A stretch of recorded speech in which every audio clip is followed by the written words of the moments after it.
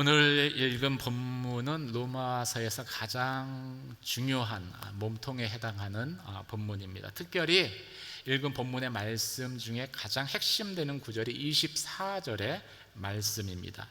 24절 제가 읽겠습니다. 나는 비참한 사람입니다. 이 사망의 몸에서 누가 나를 구해내겠습니까? 바울은 원하는 것을 행하지 못하고 원치 않는 것을 행함으로 인한 그 비참함, 마음의 비참함을 탄식하고 있습니다. 여기서 이 탄식하는 내가 누구인가를 밝히는 것이 이 본문을 이해하는 중요한 열쇠가 될 것입니다. 탄식하는 나는 1차적으로는 사도 바울을 의미합니다. 어떤 사람들은 이 죄로 인한 바울의 탄식이 너무나 처절하기 때문에 바울이 중생 이전에, 자신의 죄의 문제가 해결되기 이전에 바울의 모습 혹은 성도의 모습을 나타낸다고도 이야기를 합니다.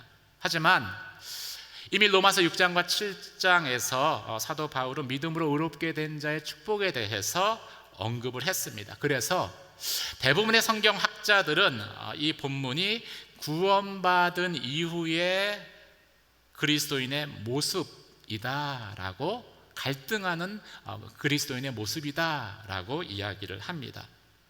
그러고 우리 자신을 한번 되돌아보면 우리의 마음 가운데에도 하나님의 뜻, 선을 행하고자 하는 그런 우리의 그 바람이 있지만 그 뜻대로 행하지 못하고 죄를 짓는 그런 자신을 보면서 갈등하기도 하고 절망하기도 하는 우리 자신을 발견하게 되죠. 성 어거스틴은 그래서 이 본문을 중생한 그리스도인의 내면의 투쟁의 장이다라고 표현을 했습니다. 사랑하는 성도 여러분, 우리의 신앙에 갈등이 없는 것이 건강한 신앙은 아닐 것입니다. 오히려 우리가 성숙하면 성숙하게 될수록 죄와 하나님의 뜻을 행하는, 선을 행하는 것 사이에서 우리는 갈등하고 때로는 처절하게 탄식하게 되어지죠. 그런 갈등과 탄식이 저와 여러분 가운데에도 있기를 주님의 이름으로 축원합니다. 그런데 하나님의 뜻이 계속 우리가 갈등하고 탄식하는 것에 머무는 것일까요? 그렇지는 않을 것입니다.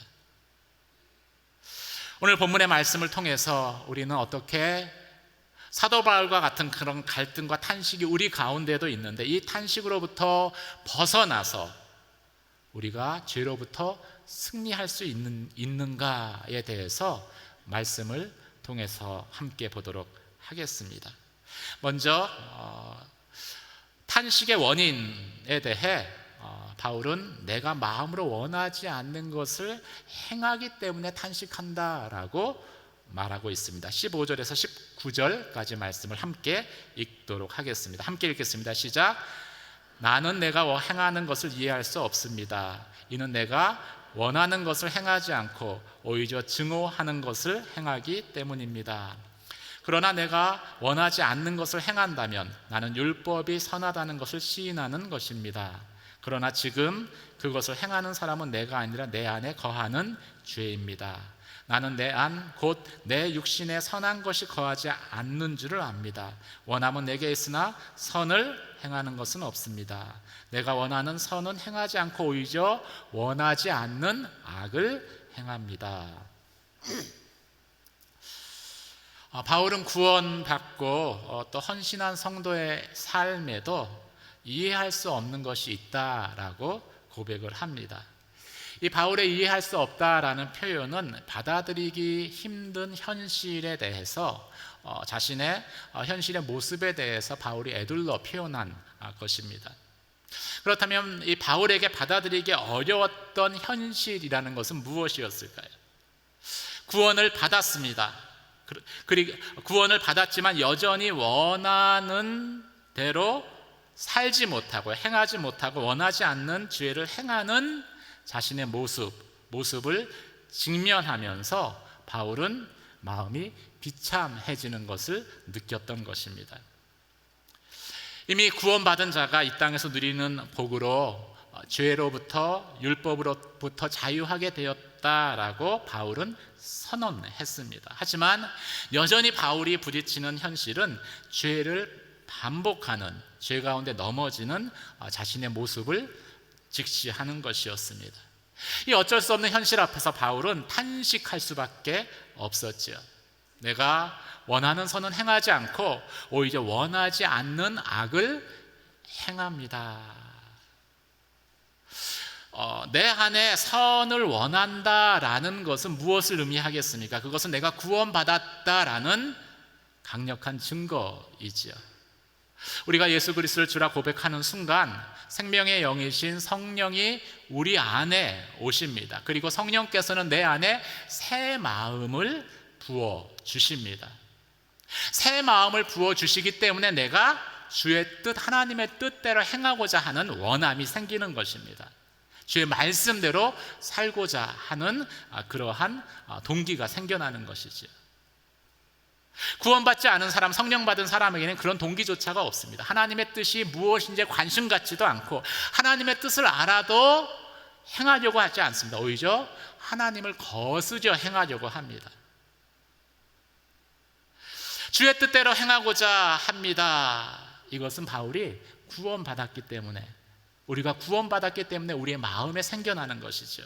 근데 문제는 무엇입니까? 내가 마음으로는 선을 행하기 원하는데 원하는 것을 하지 못하는 거예요. 오히려 내가 원치 않는 죄를 짓게 되는 것, 범하게 된다라는 것이지요.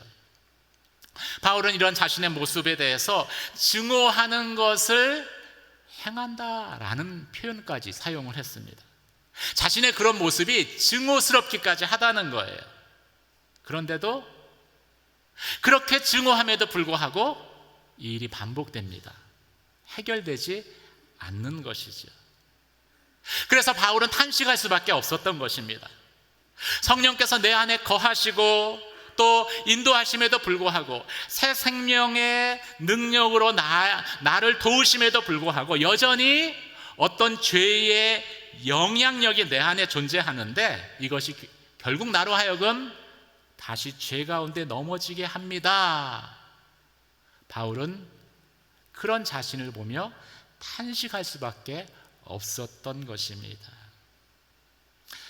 사랑하는 성도 여러분, 바울뿐만이 아니라 저와 여러분에게도 그런 마음의 탄식이 있기를 주님의 이름으로 축원합니다.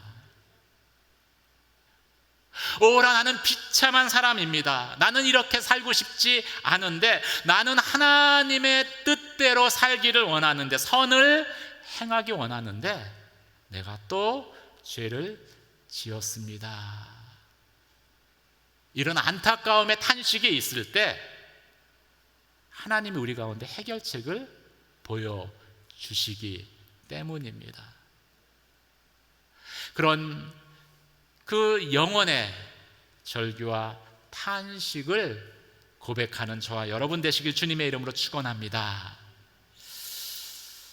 두 번째, 바울은 탄식하면서 자신이 원치 않는 죄를 짓게 하는 그 실체를 이야기합니다. 그 실체가 바로 또 다른 한 법 때문이다 라고 말하죠.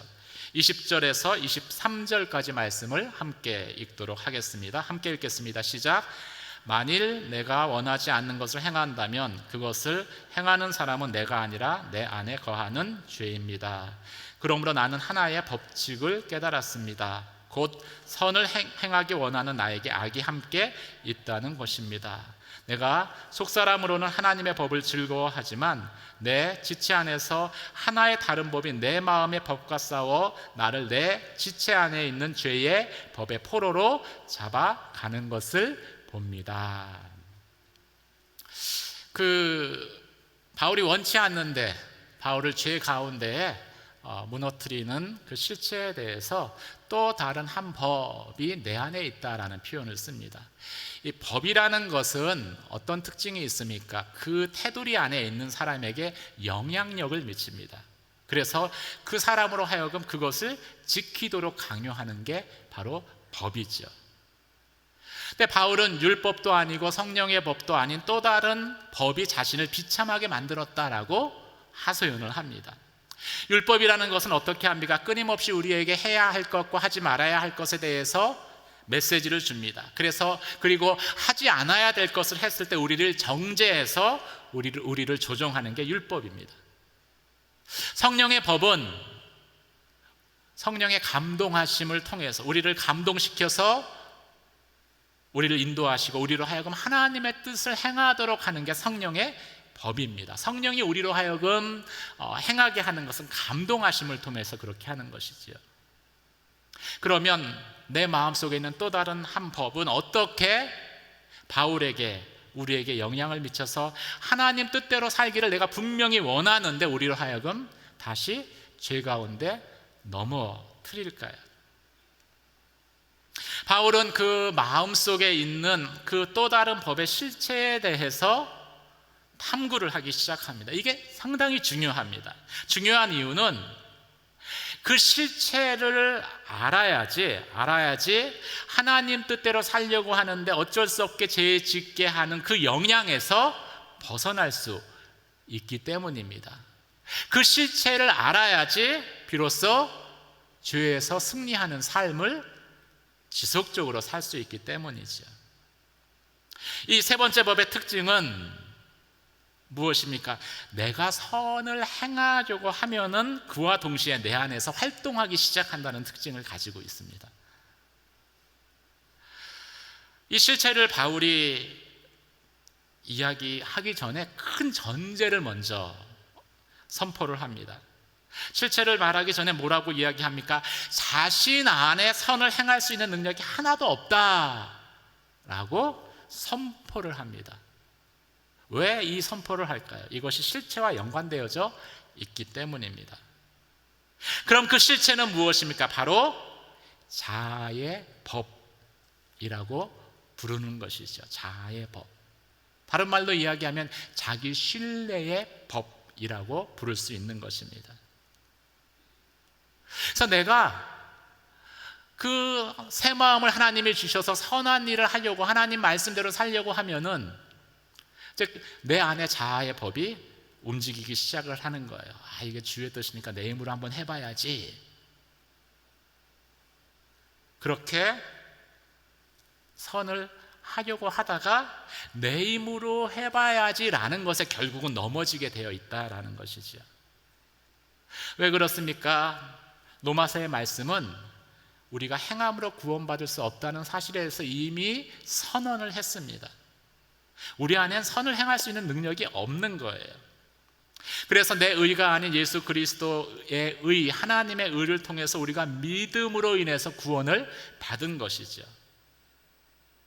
그럼 그 믿음을 끝까지 믿음의 삶의 영역에서도 붙들고 가야 합니다. 그런데 아이러니하게 행함으로 구원받을 수 없다는 사실에 대해서는 성도들이 혼동하지 않습니다. 믿음으로만 구원받지. 그런데 이 선을 행하는 데 있어서, 성화를 이뤄나가는 데 있어서는요, 내 힘으로 할 수 있다는 생각을 많은 분들이 하고 있다라는 것이죠. 새 마음을 주셨으니까 이제 내 힘으로, 이게 주의 뜻이니까 할 수 있을 거야. 근데 제 경험을 통해서 보면은 이제 교회에서 뭐 순장을 섬겨 주십시오, 다락방장을 섬겨 주십시오. 그럴 때 할 수 있습니다. 제 힘으로 할 수 있습니다. 라고 하는 분은 하다가 얼마 안 돼서 너무 힘들어요. 저는 자격이 없어요. 이런 고백을 하시더라고요. 근데 제가 잘 할 수 있을지 모르겠어요. 라고 오히려 자신 없게 얘기하시는 분, 목사님 기도해 주세요. 하나님의 도움이 필요합니다. 이런 분들은요, 의외로 맡겨진 일들을 끝까지 잘 감당을 하세요. 차이가 어디에 있을까요? 우리가 하나님의 일을 하고 또 선을 행하는 가운데에도 내 힘으로 내 의지로 하려고 하면 할수록, 내가 이 죄를 짓지 않으려고 하면 할수록 우리는 자기의 의라는 그 늪에 수렁에 빠지게 된다라는 것이지요. 그래서 결국 몸부림치다가 실패하게 되는 것입니다. 내가 나를 너무 의지하고 신뢰하게 되면은 결국 그것은 자기 자랑으로, 자기 의로 머물게 되고, 또 그것으로 인한 교만함으로 인해서 결국은 넘어지게 되어 있는 것이죠. 그래서 내가 뭔가 하려고 하면 할수록 결국 이 자기 신뢰의 법, 또 자아의 법이 같이 움직이게 되어져 있는 거예요. 그리고 우리로 하여금 다시 죄 가운데 넘어지게 끌고 가는 것이죠. 저는 이제 한인교회를 이제 4년 선교지에서 이제 맡아서 섬겼습니다. 거기서 참 많은 헌신된 좋은 분들을 만났어요. 진짜 그 교회밖에 모르시는 분들이에요. 그래서 시간도 드리고 물질도 드리고 아침부터 저녁까지 교회에서 참 수고하시는 그런 분들입니다. 같이 그분들이랑 동역을 하면서 참 안타까웠던 한 가지 사실이 있었어요. 참 헌신하시고 또 많이 봉사도 하시는데 하나 놓지 못하는 게 있더라고요. 내가 무엇인가 주를 위해서 했습니다. 내가 뭔가 주를 위해서 할 수 있습니다. 이거는 끝까지 놓지를 못하시더라고요. 결국은 그 놓지 못하는 것 때문에 본인도 어렵고 또 교회도 어려워지는 것들을 참 안타까운 마음으로 옆에서 이렇게 지켜보는 순간들이 있었습니다. 헌신의 과정에서, 성화의 과정에서 내가 무엇인가 할 수 있다라는 생각이 결정적인 순간에 나를 넘어뜨릴 수 있는 것입니다. 이 자기의 그 자아의 법, 또 자기 신뢰라는 이 법은요, 그래서 자기를 포기했을 때 비로소 동작하는 것을 멈추게 됩니다. 우리가 성화의 과정에서도, 그 선을 행하는 과정에서도 우리가 이 고백을 드려야 되는 것이죠. 그래야 믿음으로 행할 수 있는 것입니다. 자기 부정을 해야 되는 것입니다. 구원과 마찬가지로 성화의 문제에 있어서도 내가 하나님의 뜻을 행하는 것이 내 힘으로는 불가능합니다 라는 것을 알고 고백하는 것이 너무너무 중요하다는 것이죠. 섬기는 모습은 똑같을 수 있습니다. 헌신된 모습도 똑같을 수 있습니다. 하지만 이 고백 가운데 섬기는 사람과 내가 주를 위해서 뭔가 할 수 있다라고 생각하고 섬기는 사람은요, 나중에 가서 틀려요. 전자는 넘어지지 않고 섬겨요. 후자로 섬기는 분들은 반드시 마음에 시험 들고 어려울 때가 닥치더라고요. 어제 담임 목사님 설교하실 때 이렇게 이 부분을 정의를 해주시더라고요. 거룩한 탄식, 오호라 나는 공고한 자다, 누가 이 사망의 음침한 골짜기에서 나를 건져낼까. 이 거룩한 탄식은 그래서 은혜 아래 있는 자들, 구원받은 자들이죠. 은혜 아래 있는 자들이 성령 안에 있기를 간구하게 합니다 라는 결론을 내려주시더라고요. 너무 정확한 결론인 것 같아요.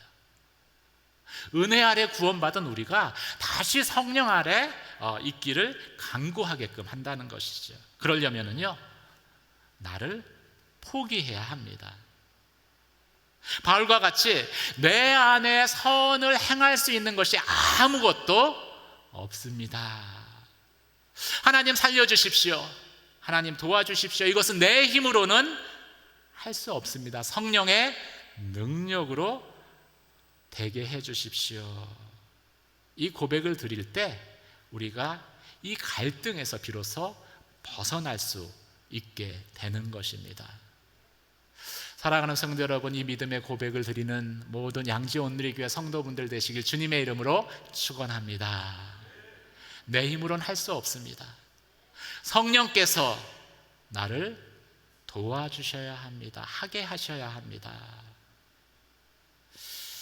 마지막 세 번째로 바울은 그 또 다른 법의 실체를 이야기하고 예수님께 감사했습니다. 24절, 25절 말씀을 함께 읽도록 하겠습니다. 함께 읽겠습니다. 시작.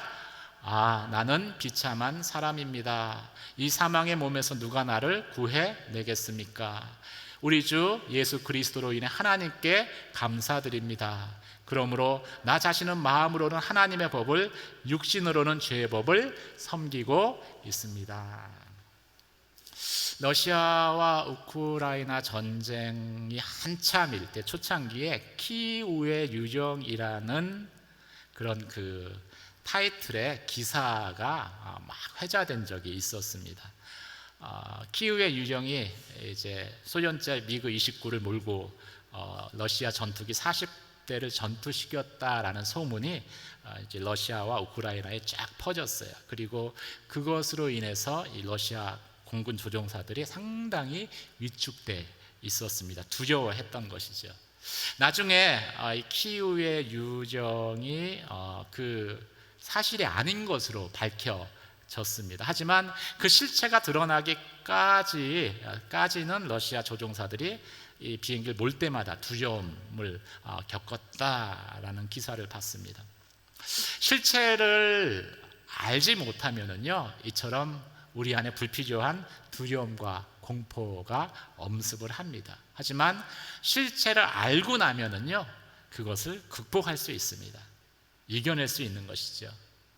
바울은 그 깊은 관찰을 통해서 내가 마음으로는 하나님의 뜻에 순종하려는데, 선한 일을 행하려는데 결국 나를 다시 죄 가운데 넘어뜨리려는 그 영향력의 실체를 이제 밝혔습니다.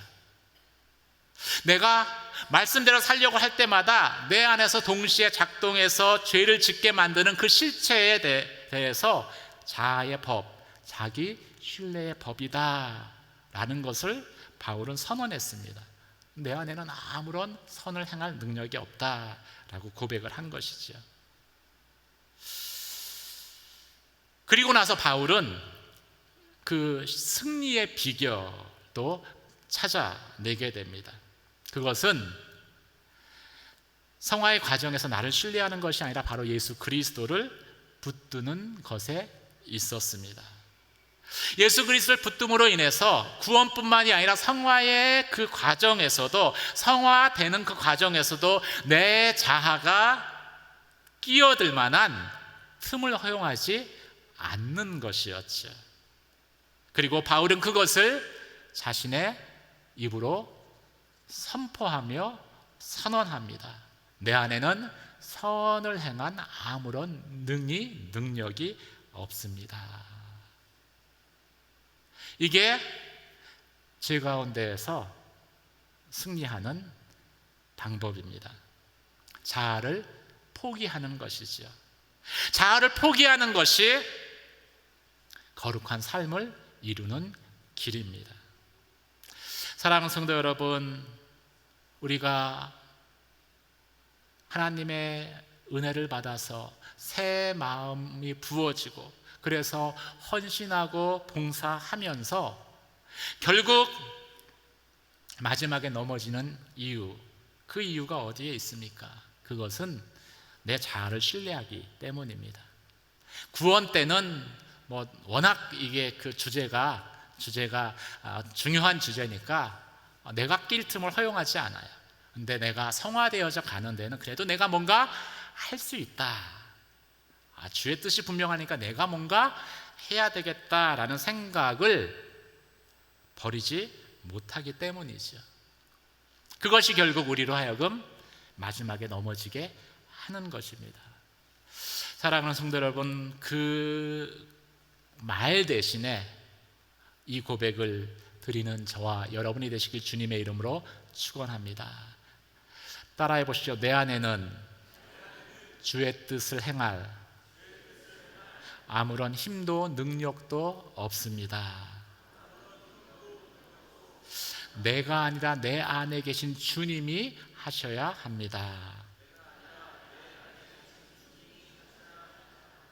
그러면 우리 안에 계시는 성령께서 일하시기 시작합니다.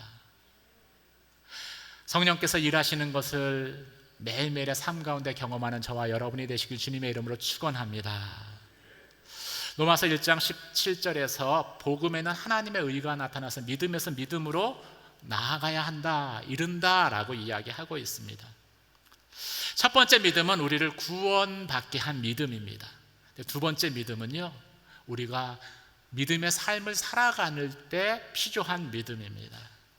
결국 우리의 삶은 믿음에서 믿음으로, 예수 그리스도에서 예수 그리스도로 나아가는 삶이어야 되는 것이지요. 어떻게 좌절과 실패와 갈등의 현장에서 일어나서 내 내면 속에 더 이상 갈등하지 않는 거룩한 승리를 경험할 수 있겠습니까?